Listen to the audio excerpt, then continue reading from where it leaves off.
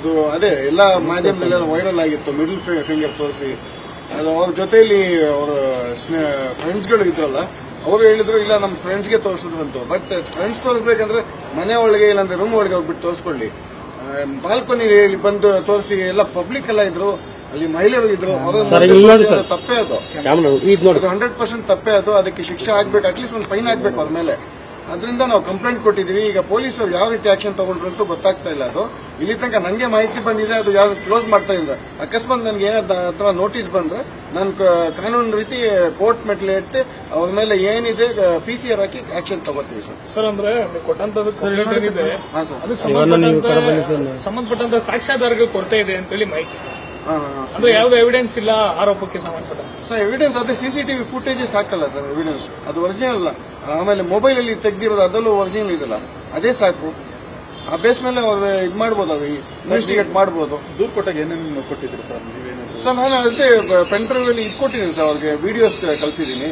ಅದು ಏನ್ ಮೊಬೈಲ್ ಅಲ್ಲಿ ಇಟ್ಟಿರೋ ಆ ವಿಡಿಯೋಸ್ನ ಕೊಟ್ಟಿದ್ದೀನಿ, ಅದೇ ಸಾಕು. ಅದರಲ್ಲಿ FSL ಕಳಿಸಿದ್ರೆ ಗೊತ್ತಾಗ್ಬಿಡುತ್ತೆ, ಅದು 100% ಜೆನ್ಯೂನೇ ಅದು.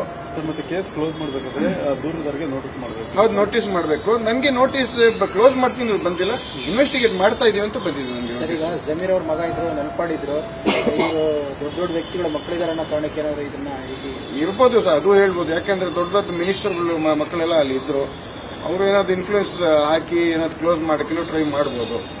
ಈಗ ನೋಡಿ, ಅದು ಮಿಡಲ್ ಫಿಂಗರ್ ತೋರಿಸಿದ್ದು ಈಗ ಎಲ್ಲ ಮಹಿಳೆಯರಿಗೆ ಒಂದು ಅವಮಾನ ಮಾಡೋ ತರ ಅದು.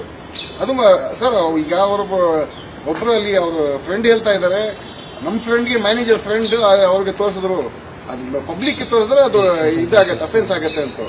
ಅದು ಪಬ್ಲಿಕ್ ಇದ್ರಲ್ಲ ಅಲ್ಲಿ, ಅಂತದಿದ್ರು ರೂಮಲ್ಲಿ ಹೋಗ್ಬಿಟ್ಟು ತೋರಿಸ್ಕೊಟ್ಟು. ಅದು ಅದೇ ಎಲ್ಲ ಮಾಧ್ಯಮದಲ್ಲೆಲ್ಲ ವೈರಲ್ ಆಗಿತ್ತು, ಮಿಡಲ್ ಫಿಂಗರ್ ತೋರಿಸಿ.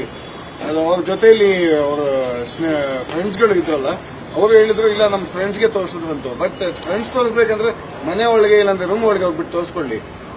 ಬಾಲ್ಕನಿ ಬಂದು ತೋರಿಸಿ, ಎಲ್ಲ ಪಬ್ಲಿಕ್ ಎಲ್ಲ ಇದ್ರು, ಅಲ್ಲಿ ಮಹಿಳೆಯರು ಇದ್ರು, ತಪ್ಪೇ ಅದು 100% ತಪ್ಪೇ ಅದು. ಅದಕ್ಕೆ ಶಿಕ್ಷೆ ಆಗ್ಬೇಕು, ಅಟ್ಲೀಸ್ಟ್ ಒಂದು ಫೈನ್ ಆಗ್ಬೇಕು ಅವ್ರ ಮೇಲೆ. ಅದರಿಂದ ನಾವು ಕಂಪ್ಲೇಂಟ್ ಕೊಟ್ಟಿದ್ದೀವಿ. ಈಗ ಪೊಲೀಸರು ಯಾವ ರೀತಿ ಆಕ್ಷನ್ ತಗೊಂಡ್ರಂತೂ ಗೊತ್ತಾಗ್ತಾ ಇಲ್ಲ. ಅದು ಇಲ್ಲಿ ತನಕ ನನಗೆ ಮಾಹಿತಿ ಬಂದಿದೆ, ಅದು ಯಾರು ಕ್ಲೋಸ್ ಮಾಡ್ತಾ ಇಲ್ಲ. ಅಕಸ್ಮಾತ್ ನನಗೆ ಏನಾದ್ರು ನೋಟಿಸ್ ಬಂದ್ರೆ ನಾನು ಕಾನೂನು ರೀತಿ ಕೋರ್ಟ್ ಮೆಟ್ಲೆ ಇಟ್ಟು ಅವ್ರ ಮೇಲೆ ಏನಿದೆ PCR ಹಾಕಿ ಆಕ್ಷನ್ ತಗೋತೀವಿ ಸರ್. ಸರ್ ಅಂದ್ರೆ ಕೊಟ್ಟಂತದ್ದು ಸಂಬಂಧಪಟ್ಟಂತ ಸಾಕ್ಷ್ಯಾಧಾರಗಳು ಕೊರತೆ ಇದೆ ಅಂತೇಳಿ ಮಾಹಿತಿ. ಅಂದ್ರೆ ಯಾವ್ದು ಎವಿಡೆನ್ಸ್ ಇಲ್ಲ ಆರೋಪಕ್ಕೆ ಸಂಬಂಧಪಟ್ಟ ಸರ್. ಎವಿಡೆನ್ಸ್ ಅದೇ CCTV ಫುಟೇಜಸ್ ಸಾಕಲ್ಲ ಸರ್ ಎವಿಡೆನ್ಸ್, ಅದು ಒರಿಜಿನಲ್ ಅಲ್ಲ. ಆಮೇಲೆ ಮೊಬೈಲ್ ಅಲ್ಲಿ ತೆಗ್ದಿರೋದು ಅದಲ್ಲೂ ಒರಿಜಿನಲ್ ಇದಲ್ಲ, ಅದೇ ಸಾಕು. ಆ ಬೇಸ್ ಮೇಲೆ ಇದು ಮಾಡ್ಬೋದು, ಅದು ಇನ್ವೆಸ್ಟಿಗೇಟ್ ಮಾಡ್ಬೋದು. ದೂರು ಕೊಟ್ಟಾಗ ಏನೇನು ಕೊಟ್ಟಿದ್ರಿ ಸರ್? ಸರ್ ನಾನು ಅಷ್ಟೇ ಪೆನ್ ಡ್ರೈವ್ ಅಲ್ಲಿ ಇದು ಕೊಟ್ಟಿದ್ದೀನಿ ಸರ್, ಅವ್ರಿಗೆ ವಿಡಿಯೋಸ್ ಕಳಿಸಿದ್ದೀನಿ. ಅದು ಏನ್ ಮೊಬೈಲ್ ಅಲ್ಲಿ ಇಟ್ಟಿರೋ ಆ ವಿಡಿಯೋಸ್ನ ಕೊಟ್ಟಿದ್ದೀನಿ, ಅದೇ ಸಾಕು. ಅದರಲ್ಲಿ FSL ಕಳಿಸಿದ್ರೆ ಗೊತ್ತಾಗ್ಬಿಡುತ್ತೆ, ಅದು 100% ಜೆನ್ಯೂನೇ ಅದು.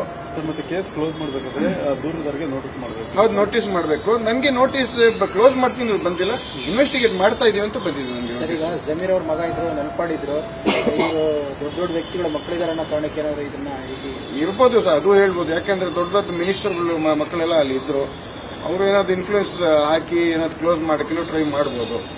ಈಗ ನೋಡಿ, ಅದು ಮಿಡಲ್ ಫಿಂಗರ್ ತೋರಿಸಿದ್ದು ಈಗ ಎಲ್ಲ ಮಹಿಳೆಯರಿಗೆ ಒಂದು ಅವಮಾನ ಮಾಡೋ ತರ ಅದು. ಸರ್ ಈಗ ಒಬ್ಬರಲ್ಲಿ ಅವ್ರ ಫ್ರೆಂಡ್ ಹೇಳ್ತಾ ಇದ್ದಾರೆ, ನಮ್ಮ ಫ್ರೆಂಡ್ಗೆ ಮ್ಯಾನೇಜರ್ ಫ್ರೆಂಡ್ ಅವ್ರಿಗೆ ತೋರಿಸಿದ್ರು, ಅದು ಪಬ್ಲಿಕ್ ತೋರಿಸಿದ್ರೆ ಅದು ಇದಾಗತ್ತೆ, ಅಫೆನ್ಸ್ ಆಗತ್ತೆ ಅಂತ. ಅದು ಪಬ್ಲಿಕ್ ಇದ್ರಲ್ಲ ಅಲ್ಲಿ, ಅಂತದಿದ್ರು ರೂಮಲ್ಲಿ ಹೋಗ್ಬಿಟ್ಟು ತೋರಿಸ್ಕೊಟ್ಟು. ನಿರ್ಭೀತ, ನಿಷ್ಪಕ್ಷಪಾತ, ವಿಶ್ವಾಸಾರ್ಹ ಸುದ್ದಿಗಳಿಗೆ ಮತ್ತೊಂದು ಹೆಸರಾಗಿರುವಂತ News18 ಕನ್ನಡ ಈಗ ಆಪ್ನಲ್ಲೂ ಲಭ್ಯವಿದೆ. ದಯವಿಟ್ಟು ಇಲ್ಲಿರುವಂತ QR ಕೋಡ್ ಸ್ಕ್ಯಾನ್ ಮಾಡಿಕೊಂಡು ಆಪ್ ಡೌನ್ಲೋಡ್ ಮಾಡೋದಕ್ಕೆ ಮರಿಬೇಡಿ. ನಿಮ್ಮ ಬೆಂಬಲ ಹೀಗೆ ಸದಾ ನಮ್ಮೊಂದಿಗಿರಲಿ. ಧನ್ಯವಾದ.